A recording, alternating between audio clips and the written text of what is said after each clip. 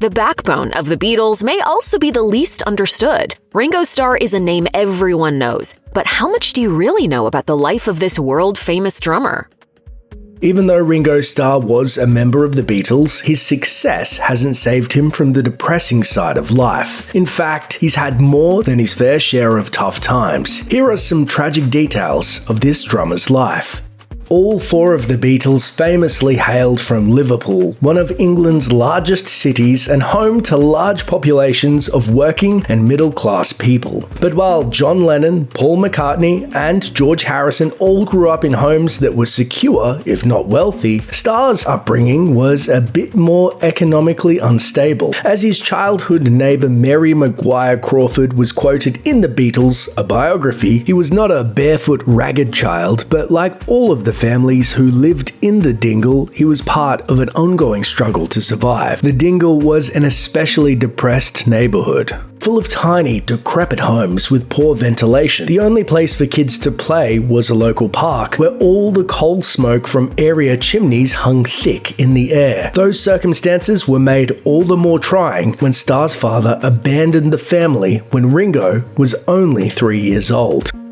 During the Beatles' time together, there was a through line of disrespect towards Ringo. He was only allowed to sing lead on 11 songs and write 2 unassisted, and he didn't even get to play on one of the group's earliest and biggest hits. Producer George Martin didn't like the drumming that Starr turned in for Love Me Do, so he brought in a session drummer named Andy White to play drums on that track and the B-side P.S. I Love You. Starr was demoted to playing the tambourine and maracas. Toward the end of the 1960s, the band life of the Beatles was famously contentious. He got so bad in 1968 for Starr that he briefly left the band in the middle of recording the White Album. As he described the situation, I felt I wasn't playing great, and I also felt the other 3 were really happy, and I was an outsider. While Starr took his family on vacation to Sardinia, the other Beatles recorded without him. They took bits and pieces of work he'd previously recorded and some new drum work by Paul McCartney to cobble together the rhythmic backing track for Back in the USSR. When Starr returned, his bandmates at least welcomed him back by covering his drum kit in flowers.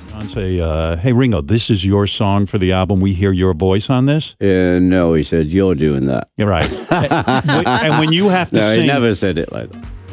After the Beatles split up in 1970, all 4 members enjoyed solo success. For his part, Starr had 8 singles in a row that all reached the top 10 in the US, including the #1 hits Photograph and You're 16. The albums Ringo and Goodnight Vienna went platinum and gold respectively, but then the public seemingly grew tired of what he was offering. In 1976, Ringo's Rotogravure stalled at number 28 on the US charts, and the singles A Dose of Rock and Roll and Hey Baby tanked as well. The 1977 and 1978 albums Ringo IV and Bad Boy straight up flopped, reaching just number 162 and 129 respectively on the Billboard charts. After Starr left his label over a dispute, it took him 3 years to record and release more music. With 1981's Stop and Smell the Roses, he enjoyed a modest comeback with the number 38 hit Rack My Brain, a song written by former bandmate George Harrison. But Stop and Smell the Roses sold so poorly that RCA Records dropped Starr.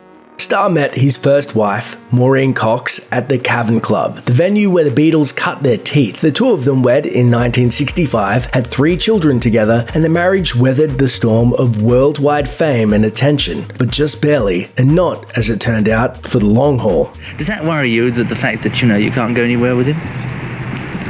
No, not really. I just sort of enjoy myself.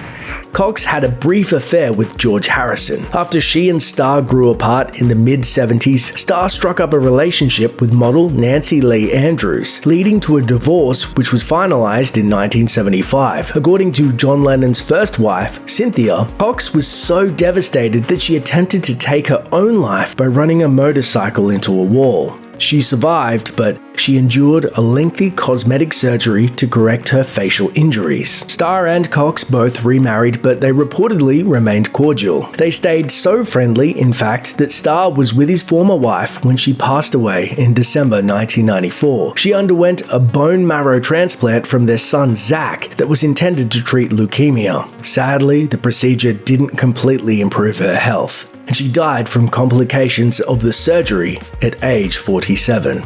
1970 was the year that the Beatles split up, but Ringo at least had something in his personal life to celebrate that year, as his first daughter and third child overall was born. Lee Starkey stayed out of the spotlight for decades, unlike some other famous Beatles offspring. But then she made headlines in the fall of 1995 when she suddenly fell seriously ill. After collapsing and then being hospitalized in London, Lee Starkey was diagnosed with a brain tumor. After having fluid drained from her skull, she was transferred to Brigham and Women's Hospital in Boston, where a neurosurgeon performed an experimental 4-hour operation on her. The tumor was removed entirely, and she was quickly discharged. Her father was reportedly by her bedside for the ordeal, and he stayed with her in Boston for 6 weeks after, when she underwent 8-minute radiation treatments every day. In 2001, the tumor returned, and Starkey had to endure more medical treatments, but she thankfully managed to survive those as well. As the last two surviving Beatles, Paul McCartney and Ringo Starr continue to carry on the iconic band's legacy. So whenever McCartney and Starr reunite on stage today, a little bit of Beatles magic is revived. Here's a look at their relationship. Paul McCartney's mother died when she was 47 and he was 14, of complications relating to breast cancer. Ringo Starr also grew up primarily in a single-parent household, after his father abandoned the family when Starr was 4.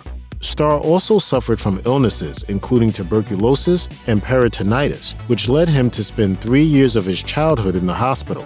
The bond between the four members of the Beatles was ultimately strengthened by the respective tragedies they faced. McCartney said during a 2015 interview for Rolling Stone, "We all came from hardship, but Ringo had it worse. His father was gone, he was so sick, they told his mom he wasn't going to live. He had to invent himself. We all had to come up with a shield, but Ringo came up with the strongest shield." In the Beatles' 1967 hit, With a Little Help from My Friends, the song begins with the lyrics, "What would you think if I sang out of tune? Would you stand up and walk out on me? Lend me your ears and I'll sing you a song, and I'll try not to sing out of key." It's apt that the Beatles singing those lines was Ringo Starr, who rarely took the mic. McCartney told Rolling Stone in 2015, "We wrote the line, 'What would you do if I sang out of tune?' for Starr. When you think about it, how many people in rock and roll can sing? But Ringo can deliver a song." McCartney has also said on The Howard Stern Show that Starr was more game to tackle lead vocals than a drum solo. Sometimes there'd be a dispute about, the instrumentation or how a drum should go. We'd say, "Okay, Ringo, now you gotta do a drum solo." And he'd say, "No, I'm not going to." And he'd refuse. And that was it. But when Starr agreed to play a solo, as McCartney told Rolling Stone, it was worth it. McCartney told the outlet, "We had to beg Ringo to do it. The point where Carry That Weight goes into the end on Abbey Road, I told him it's a dramatic change in energy and tempo. We need just a few seconds." And he finally agreed to do it. And Ringo was great. Photography is one of Ringo Starr's hidden talents. The first time the Beatles toured in Japan, Starr brought a Pentax camera that sparked a passion for photography he carries to this day.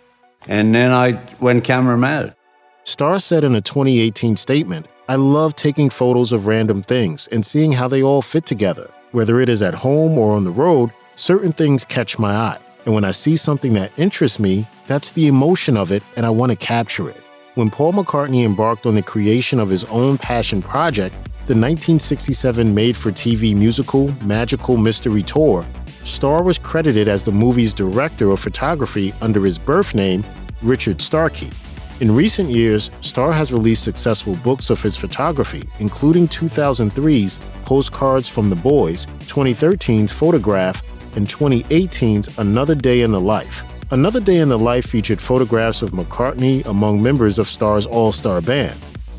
In March 1970, Ringo Starr said during an interview on BBC Radio 2 that the Beatles would reunite once they'd finished their respective solo projects.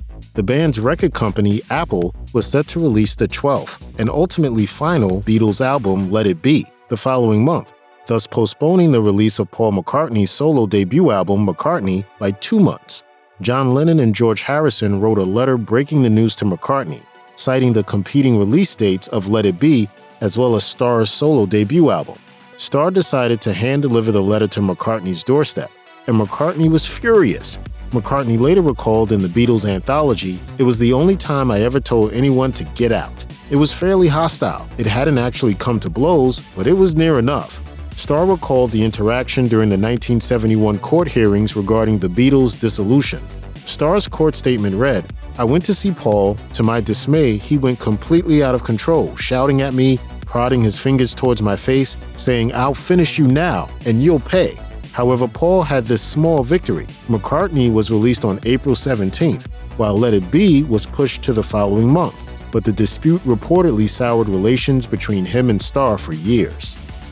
Ringo Starr's first wife, Maureen Cox, died in December 1994 due to complications from a treatment for leukemia. In 1995, Paul McCartney wrote the song Little Willow, a tribute to Cox, which appeared on the musician's 1997 album Flaming Pie. The album's liner notes read, "Little Willow was written after Paul learned of the death of a dear friend. He created the song not only as an immediate personal response to the sadness, but hopefully as a salve for his late friend's children." The liner notes also included a quote from McCartney, "I wanted to somehow convey how much I thought of her. For her and her kids, it certainly is heartfelt, and I hope it will help a bit." McCartney called the song Little Willow to make it more universal. Paul told an interviewer, "The sort of fragility of life is in that song, but it wasn't called Maureen, it was called Little Willow. I always prefer to conjure up some story or tale or some bit of imagination around something, because then I can get my emotions out, but it's not quite as raw."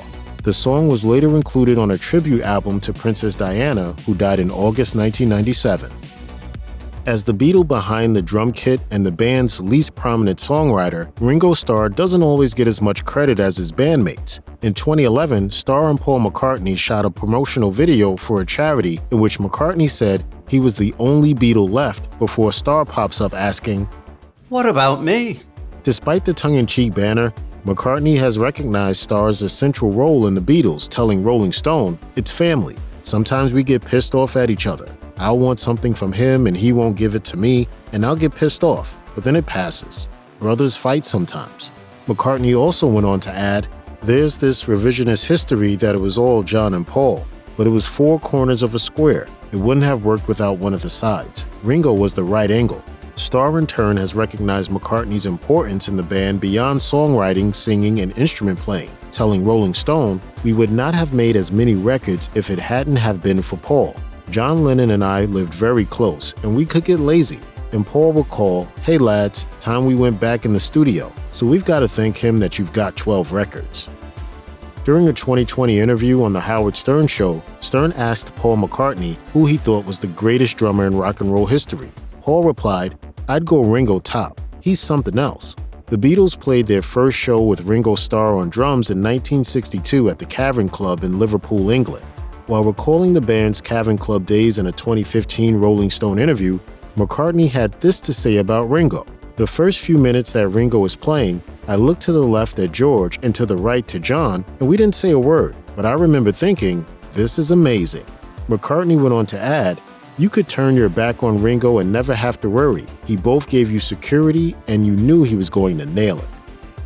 Paul McCartney may be one of the best-known songwriters of all time, but Ringo Starr has highlighted a less obvious area of McCartney's musical expertise, the bass guitar.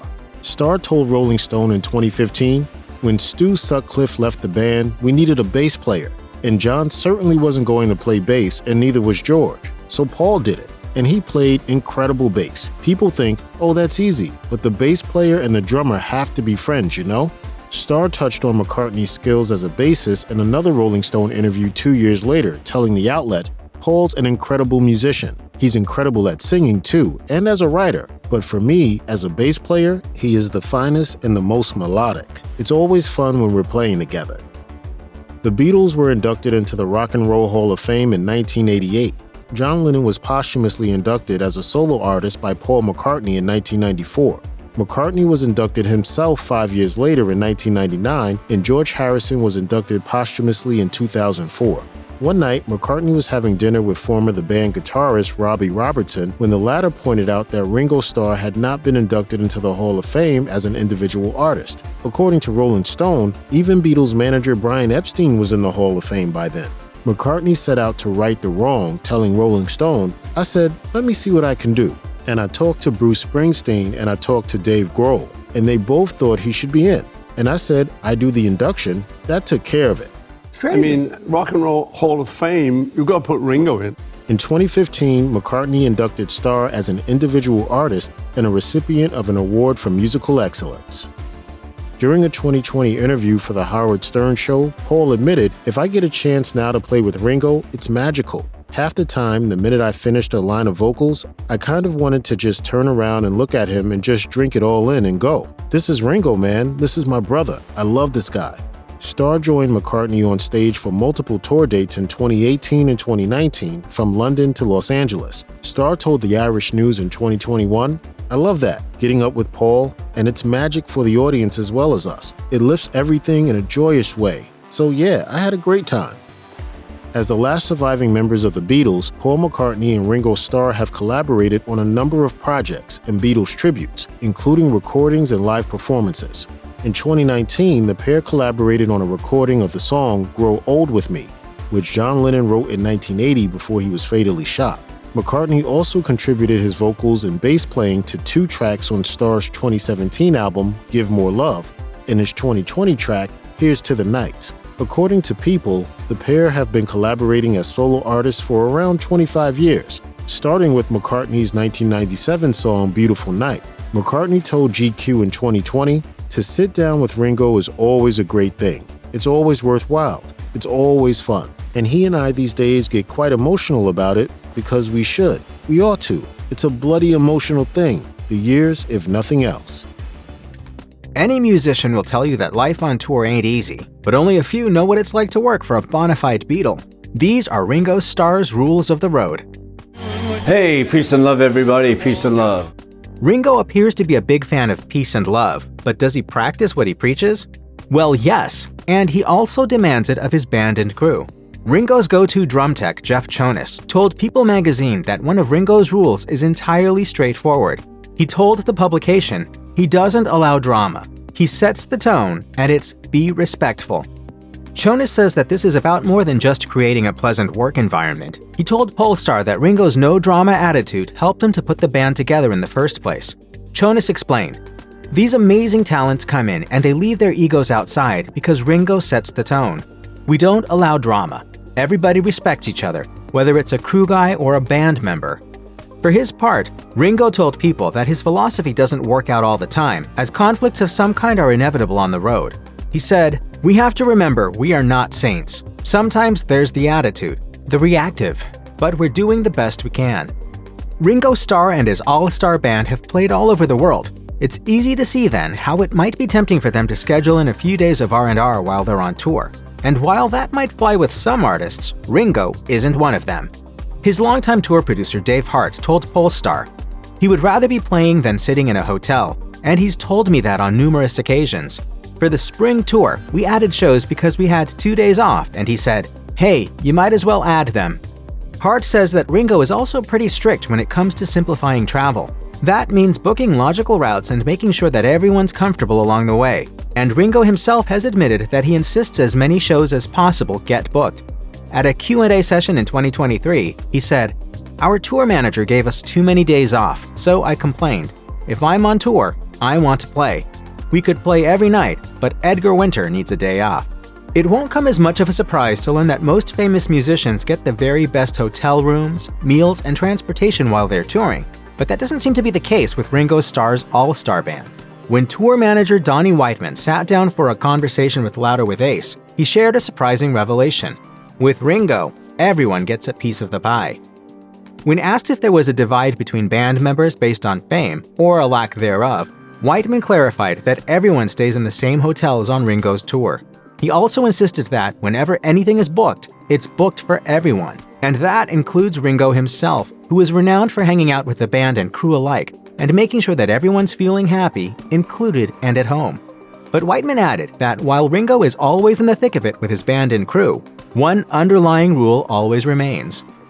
And they gives it to the guys, and they give it back, and but there is that respect. Ringo seems to value not only the talents of his band and crew members, but their input as well. When Donnie Whiteman sat down to give Louder with Ace a behind-the-scenes look at life on the road with Ringo, he revealed that after each show, the band is expected to sit down, talk about what went right or wrong, and take responsibility for both. Whiteman said that the norm is to take off from the venue ASAP in order to avoid the post-concert chaos. Once they get back to their accommodation or transportation, everyone reconvenes. The guys will critique, they'll critique their own performances. Although everyone on stage is at the top of their game, mistakes do happen. And while Ringo expects everyone to give their all, he also seems to be understanding, especially if someone takes responsibility for their mistake. But if they're not willing to give it all they've got, then they likely won't be coming back for the next tour. This one's more a guideline than an official rule, but it's one that some crew members apparently try very hard to follow. Hit the gym. When USA Today asks Ringo Starr how he managed to keep going at his pace at such a ripe old age, he credited a healthy, vegetarian diet, constantly keeping busy, and his long-standing gym routine. Ringo revealed that he had a trainer who he worked with 3 times a week, and explained that on the road, he would go to the gym every day. While it's not a requirement that his band and crew join him, Donnie Whiteman has explained that it's sort of an unofficial thing that happened every morning at precisely 10:30 a.m. So they all want to make their appearance. None of them are gym rats, but like he is. But they want to make a good impression.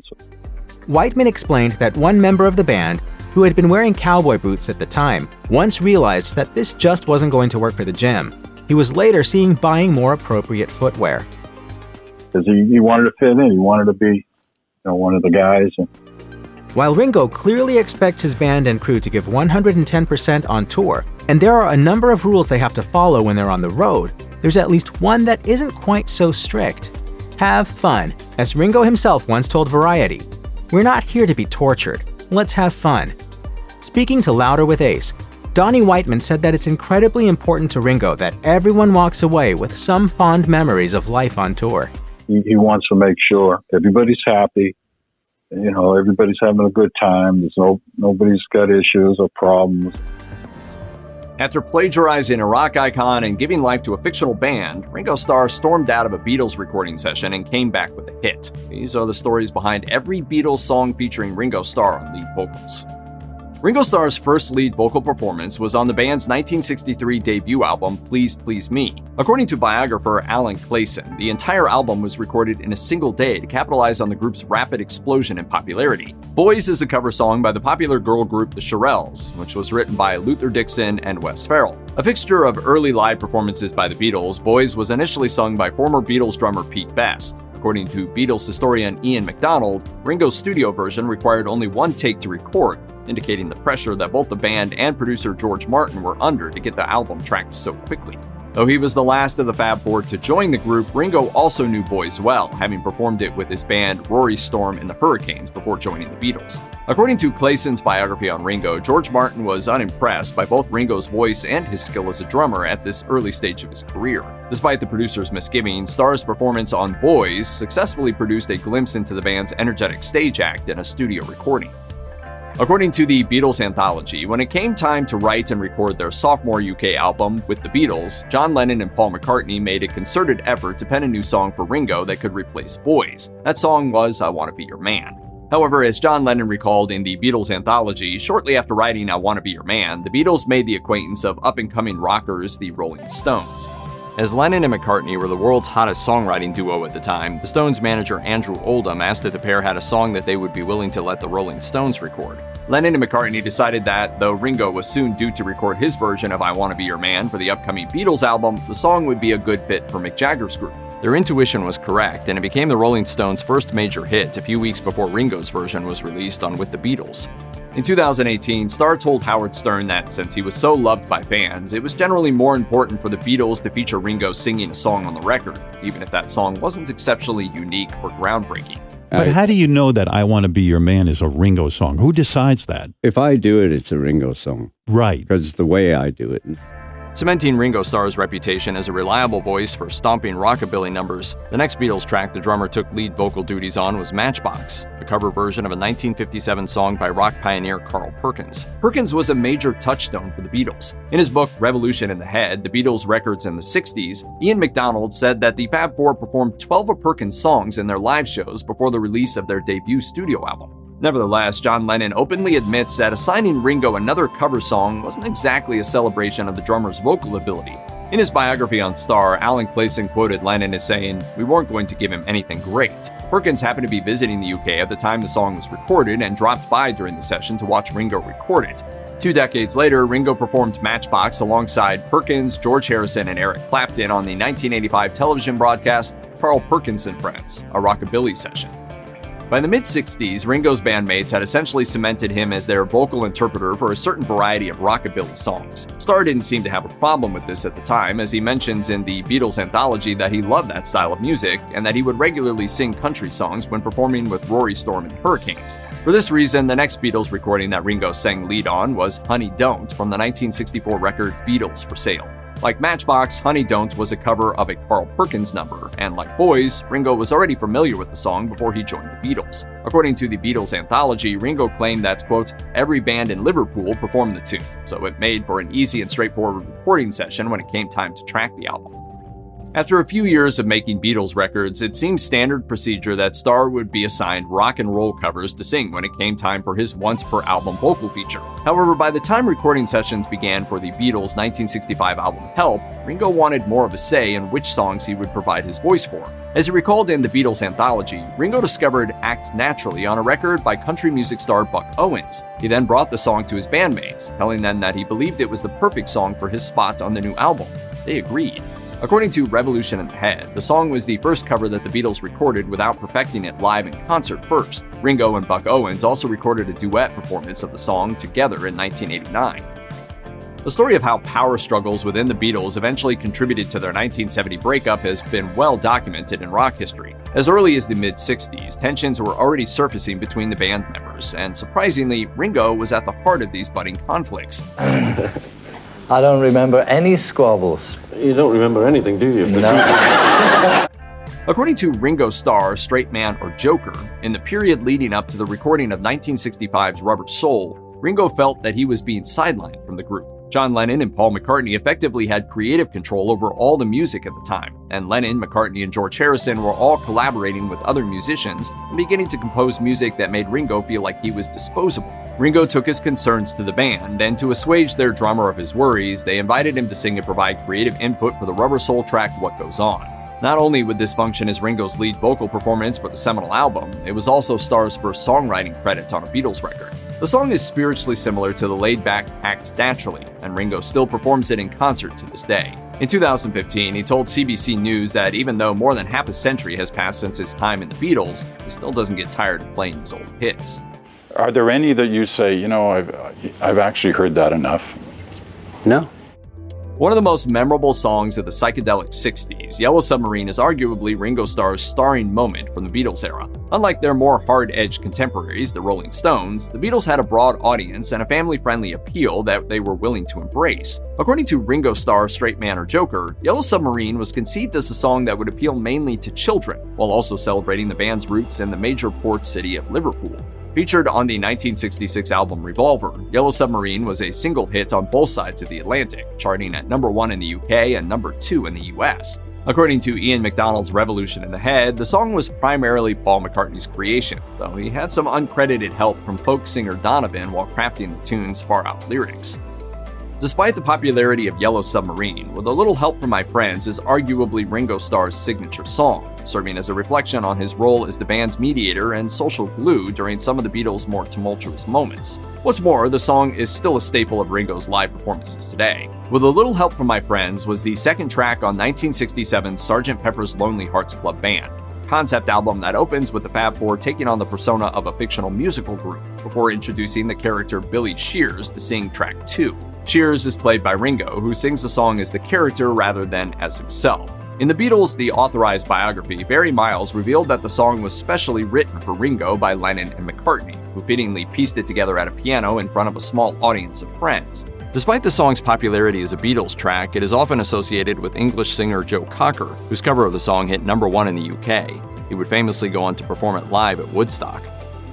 Though Ringo Starr isn't renowned for his songwriting, the music and lyrics for Don't Pass Me By, his first solo composition on a Beatles record, came to him quite naturally. In the Beatles anthology, he recalls, "I wrote Don't Pass Me By when I was sitting around at home.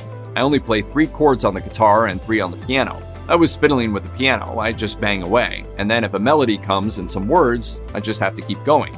That's how it happened." According to the Beatles Bible, Ringo wrote the simple country and western song early in his Beatles career, but it would take until 1968's The Beatles, better known as the White Album, for the track to see the light of day. According to Alan Clayson, there was one very solid reason for Don't Pass Me By getting a pass for so many years. In writing it, Starr had unconsciously plagiarized the music from a Jerry Lee Lewis song. It was only in the final years of the Beatles' career, when they and producer George Martin were experimenting with orchestration and studio effects, that they were able to tweak the song enough to avoid a potential lawsuit. In many ways, Goodnight has a sound unlike any other song the Beatles ever recorded. The grand finale of the White Album, it's a sweet and tender lullaby rendered into an epic through cinematic orchestration. As Ian MacDonald notes in Revolution in the Head, Goodnight was penned by John Lennon as a bedtime song for his son Julian, who was 5 years old at the time. According to Rolling Stone, Lennon was evasive in explaining his intentions behind the song. He was adamant that Ringo should sing the piece instead of him, perhaps feeling that Starr would provide a more cuddly presence of what is essentially a children's song. Lennon had also already shown his sensitive side on the album with the ballad Julia, a track he wrote for his deceased mother. It's possible that he may have felt too emotionally exposed singing 2 soft, sweet songs on one album. The song is something of an anomaly in the Beatles' catalog, as no Beatle apart from Ringo performs on it. The rest of the music was played by session musicians directed by George Martin. As MacDonald notes, Ringo's soulful vocal performance and the sweeping instrumentation mean that listeners often suppose the song to be a McCartney piece, akin to the knowing style of Martha My Dear or Honey Pie. Ringo Starr's second and final composition for the Beatles, Octopus's Garden, feels like a deliberately crafted cousin to the Ringo-led Yellow Submarine. This family-friendly, joyful, and willfully silly number appeared on 1969's Abbey Road, the last album the group would record together. While the song's Little Mermaid-esque lyrics of happiness and freedom under the sea paint a utopian vision, the fact is that Octopus's Garden was composed during a period of great turmoil. Most accounts of the Beatles' breakup focus on the private and public walkouts by John Lennon, Paul McCartney, and George Harrison.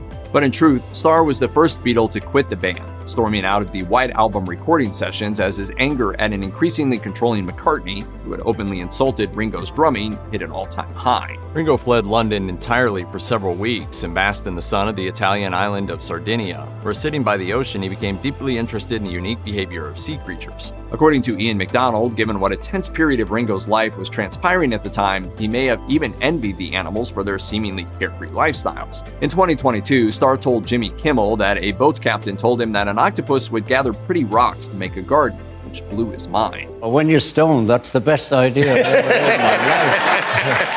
I go, what? On his return to the band at Abbey Road Studios, where he found his drum kit bedecked with flowers as a gift from his apologetic bandmates, Ringo introduced the song to his fellow Beatles and worked with George Harrison to get it into shape for recording.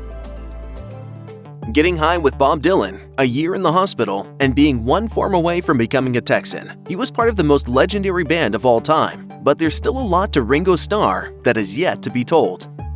In an interview with Live for Live Music, biographer Michael Seth Starr explains how Richard Starkey ended up with the name Ringo Starr. Going by Richie for most of his life, Starkey became Starr in 1957 when he joined Rory Storm and the Hurricanes, a Liverpool band that, according to AllMusic, were even more popular than the early Beatles. The new stage name had a simple significance, mostly stemming from the fact that Rory Storm and Ringo Starr were both huge fans of American westerns. Hey look, it's Ringo! With films like Stagecoach, in which John Wayne played the Ringo Kid, and 1957's Gunfight at the OK Corral, which featured a character named Johnny Ringo, the snappy name was an attractive choice for the Liverpool drummer. Starr was also quite fond of wearing rings, making Ringo all the more fitting. And of course, with a last name like Starkey, it seemed a no-brainer for the aspiring musician to fancy it up a little and turn it into the now iconic Starr. According to biographer Bob Spitz, Ringo Starr had one of the more tragic childhoods of the Beatles, growing up the most poverty-stricken of the four. The Dingle, the rough district in Liverpool that Starr called home, was known to be a violent neighborhood. When the drummer was only 3, his father initiated a divorce and left the family. With his father out of the picture, Starr's mother had to desperately work any job to provide for herself and her growing son. As Starr so fondly put it during an NPR interview, "My mother, God bless her, she did anything from scrubbing steps to working in a food shop to working in pubs, anything she could to support us, because he forgot that part of the bargain." Despite its challenges, the drumming legend still has fond memories of his younger days. According to Live for Live Music, the musician grew up in close proximity to family members who had no shortage of love to show him. It was all that care that made Starr into the easygoing man that the world knows him as today. Growing up, Ringo Starr had quite an unlucky streak with his health. According to biography and an NPR interview with Starr, the future Beatle was only 6 years old when his appendix burst, and he had to go in for an appendectomy. The whole ordeal ended up with Starr contracting an internal infection called peritonitis, a particularly dangerous diagnosis that was even more severe back in 1947. After undergoing surgery to treat the infection, Starr stayed in the Children's Hospital to recover. Things were going well for about 6 months until the overexcited young boy fell out of bed. As Starr recalled, it resulted in him ripping the stitches in his stomach, and he had to spend another 6 months in the hospital for recovery. Spending all that time out of school meant the soon-to-be drummer was horrendously behind in his studies. While he tried to catch up with the help of tutors, his continued health setbacks kept interfering. Just a few years after getting peritonitis, Ringo Starr had to spend another birthday bedridden by disease. The Liverpool drummer contracted tuberculosis just before he turned 14. As he described in his interview with NPR, the rough neighborhood that he lived in was hit particularly hard by the disease. Fortunately, Starr was lucky to have gotten TB right around the time that the antibiotic streptomycin was discovered and was promptly sent off for treatment in the country. For the next year, Ringo lived in what he described as a huge greenhouse. Starr and the other bedridden children were kept entertained with little activities like knitting and craft projects. What would prove life-changing for Starr was the day that a woman came in with various instruments and handed Starr a drum. As the Beatle would explain in an interview with France Inter, "That's all I wanted to play. I didn't want to play piano, I didn't want to play this, that, or the other. I just wanted to play drums." Short on money, Starr started with a makeshift kit of biscuit tins and firewood before upgrading to a bass drum when he was 16, and then a full kit at 18 years old. Despite being one-fourth of one of the most famous and influential bands of all time, Ringo Starr is not often considered a technically proficient drummer. Sweetwater reports that even Beatles producer Sir George Martin made this observation, saying, "He's not a technical drummer. Men like Buddy Rich and Gene Krupa would run rings around him. But he's a good, solid rock drummer with a steady beat, and he knows how to get the right sound out of his drums." Known for his distinctive rhythm, the Liverpool native attributes his unique approach to the fact that he's left-handed. In an interview with Conan O'Brien, Starr described how his grandmother tried to force the left-handedness out of him when he was younger, but it didn't stick. While he now writes with his right hand, he performs most other activities with his left and uses a right-handed drum kit. This mismatch informs his unconventional rhythm and his intuitive, out-of-the-box technique. Because he was always so immersed in the music and would just play what felt right, the Beatle would rarely be able to duplicate a drum track in the studio exactly. We put the track down and then, okay, double that fill. I could never do it because it just came off whenever it came off. Once Ringo Starr discovered his love for music, he was ready to follow that passion wherever it took him. According to an interview with Today, the Beatles drummer nearly moved to Texas when he was around 18 years old. A huge fan of the music that was being played across the pond, Starr was drawn to the Lone Star State because he wanted to live next to country blues singer Lightnin' Hopkins in Houston. At the time, the teen was looking to find work in the factories there. USA Today reported that he even made a visit to the American consulate to start the emigration process. Reminiscing on his efforts and why he ultimately decided not to move, Starr explained, "They gave me a load of forms to fill in, and I filled those in. I filled them in, took them back, and then he gave me more forms. I gave up." In a meeting between legends, the Beatles and Bob Dylan enjoyed the effects of cannabis and some cheap wine in addition to each other's company. As reported on Leafly, it was August 1964 when Dylan first suggested that the group smoke a joint in their hotel suite. When the Fab Four admitted that they never smoked marijuana before, Dylan was reportedly confused. He had misheard the line, "I can't hide," from the Beatles song "I Want to Hold Your Hand" as, quote, "I get high, I get high." As far as which bandmate was the first to try their hand at cannabis, Ringo Starr confirmed in a 2012 interview on Conan that he was the first member to partake. We got high and we laughed our asses off. When it came to maintaining relationships through the craze of Beatlemania, things got complicated to say the least. According to an interview with biographer Michael Seth Starr, while infidelity was rampant among the band and their partners, possibly the most complicated entanglement was the affair between Ringo Starr's first wife, Maureen Cox, and Beatles guitarist George Harrison. In an interview with Starts at 60, Harrison's then-wife Pattie Boyd recalled, "I became aware of the affair when she would turn up at midnight and she'd still be there the next day. I'd have to be pretty stupid not to notice." In the long run, though, the affair wasn't something that resulted in lifelong grudges, likely because Starr had his own streak of unfaithfulness as well. The drummer and guitarist eventually reconciled and stayed on good terms. As the mother of his children, Cox would stay intertwined with Starr, and in 1994, the Beatle was at her bedside when she died due to complications from leukemia. With her presence long rumored as a major point of tension among the band members, Yoko Ono has been the easy scapegoat for why the Beatles broke up. According to biographer Michael Seth Starr, while Paul McCartney and George Harrison may not have liked John Lennon bringing her along to the studio, Ringo Starr never really had anything against Ono. In an interview with Parade, the drummer explained, "I remember, she was in bed in the studio when we got to work, and it was weird, but they wanted to be in each other's company, and that was fine by me, once you knew what the situation was." Time reported that Starr's empathy for Ono also meant that he was the only Beatle to fly to her immediately after Lennon's assassination in 1980. I said to her, I know how you feel. And the woman, straight as a die, in all honesty, said, "No, you don't." As decades passed, the two would establish a warm relationship based on mutual respect. Rolling Stone reports that Ono described Starr as someone who, quote, embodies peace and love when she attended the legendary drummer's induction into the Rock and Roll Hall of Fame in 2015. It was a few years after the Beatles broke up that Ringo Starr's alcoholism and drug abuse really took hold, according to VC Reporter. From the mid-1970s to the late 1980s, Starr spent much of his time under the influence. Blackouts were common, with the drummer being unable to remember countless events, saying, "I've got photographs of me playing all over the world, but I have absolutely no memory of it. I played Washington with the Beach Boys, or so they tell me, but there's only a photo to prove it." When he married Barbara Bach, the young actress also fell into that lifestyle. As told by the New Zealand Herald, Starr at one point was drinking 16 bottles of wine a day, and both he and Bach were snorting coke on a daily basis. In their own words, the couple described the situation saying, "We used to go on long plane journeys, rent huge villas, stock up the bars, hide, and get deranged." In October 1988, the two made the decision to get help. They checked into a rehab clinic in Arizona for 5 weeks. Talking to People, Bach said, "We went into rehab because we needed desperately a change. I got used to living at the bottom, but you get to a point where you realize this isn't living." Those weeks resulted in long-lasting life changes. Starr and Bach have remained sober ever since. Ringo Starr is a legendary drummer and a talented songster. But how do his parenting skills measure up? And how has his fame impacted his family life? The most famous Beatles children are arguably those of John Lennon and Paul McCartney, who have gone on to make big waves in the worlds of music and fashion.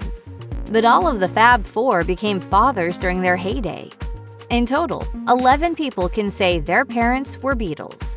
Some of these people have sought fame, while others have tried to keep a low profile, despite having been born to some of the most celebrated musicians of all time. Ringo Starr has 3 biological children, 2 sons and a daughter, named Zach, Jason, and Lee, who are children from his first marriage to ex-Liverpool hairdresser Maureen. That marriage ended in 1975, reportedly as a result of Ringo's extramarital affairs and alcoholism, though he has stayed in contact with the 3 children in the years since. The most famous of Ringo Starr's children is his oldest son, Zach, who was born in London on September 13, 1965, at the height of the Beatles' fame. At the time, the Fab Four were still a live act, touring major venues for the enjoyment of thousands of delirious fans. Nevertheless, the band's drummer made an effort to spend as much time as possible with his infant son. He and Maureen reportedly chose the name Zach because Ringo had a dislike of names that can be shortened. While Ringo has long been considered one of rock music's nice guys, Zach spent much of his youth with one of the industry's most notable bad boys, The Who drummer Keith Moon. For his part, Ringo himself only ever gave Zach one drumming lesson, as he apparently would have preferred he be taught piano instead. Nevertheless, Zach grew up to become a famous drummer in his own right, beginning in a garage band called The Next, which later became Mono Pacific. He hit the big time later in life as drummer for both The Who and Oasis. Keith Moon was Uncle Keith to him. And he felt he should have been in the band 10 years earlier, actually. Ringo Starr's second son arrived on August 19, 1967. Like Ringo and Zach, Jason has forged a career in music, becoming the third drummer in the family's history. Jason and Zach have even collaborated musically, forming a group called Musty Jack Sponge and the Exploding Nudists. He has also held several other jobs within the music industry, but claims to have found having a famous father more of a chore than a benefit. Jason has endured a few run-ins with the law over the years, including a fine for theft as well as some charges related to drug crime. He eventually settled down, fathering his first child in 1999. In 2010, he tied the knot with longtime companion Flora, and they had their last child in 2011, bringing the grand total to 4 sons. Despite having one of the world's most famous musicians for a father, he now tends to keep a relatively low profile. Ringo Starr's only biological daughter, Lee Starkey, was born on November 11, 1970, the year the Beatles officially disbanded. Her biggest brush with outright fame occurred in the early 1990s when she starred in a commercial for Oldsmobile alongside her father. She also provided the voiceover for the ad. Hello, Daddy. But Lee has embarked upon numerous projects of her own. That same decade, Lee was featured on an MSNBC segment focusing on the resurgence of interest in 60s fashion. Lee was central to the revival, having opened a boutique that began in London's fashionable Portobello Road before relocating to Los Angeles. In addition to his 3 biological children, Ringo also has 2 non-biological children in his life, Francesca and Gianni Gregorini, stepchildren from his second marriage to Barbara Bach. Ringo met Bach on the set of the movie Caveman in 1980. They married in 1981 and have stayed together ever since. Francesca went on to make a name for herself as an accomplished film director. She helmed Emmanuel and the Truth About Fishes, The Dropout, and several episodes of Killing Eve. Meanwhile, Gianni decided to follow in the footsteps of his biological father, Augusto, becoming a successful businessman.